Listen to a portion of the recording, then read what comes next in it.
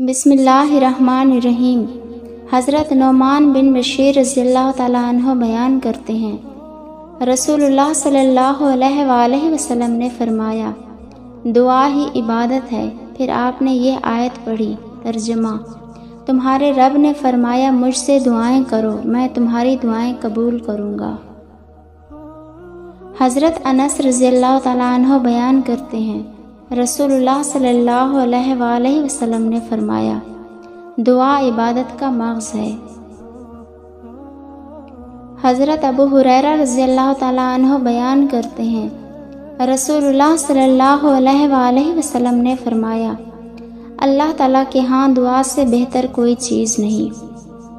حضرت سلمان فارسی رضی اللہ تعالیٰ عنہ بیان کرتے ہیں، رسول اللہ صلی اللہ علیہ وآلہ وسلم نے فرمایا، صرف دعا ہی قضا کو ٹال سکتی ہے اور صرف نیکی و اطاعت ہی عمر دراز کر سکتی ہے۔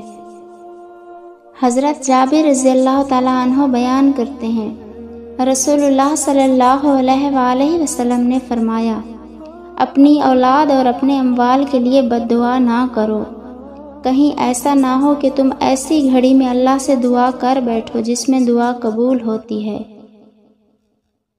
حضرت ابو ہریرہ رضی اللہ تعالیٰ عنہ بیان کرتے ہیں، رسول اللہ صلی اللہ علیہ وآلہ وسلم نے فرمایا، ہر نبی کی اپنی امت کے بارے میں ایک دعا قبول ہوتی ہے، پس ہر نبی نے دعا کرنے میں جلدی کی، جبکہ میں نے اپنی دعا کو اپنی امت کی شفاعت کے لیے روز قیامت کے لیے چھپا رکھا ہے، اور وہ شفاعت انشاءاللہ ہر اس شخص کو پہنچے گی جو اس حال میں فوت ہوا ہوگا کہ اس نے اللہ تعالیٰ کے ساتھ کسی کو شریک نہیں ٹھہرایا ہوگا۔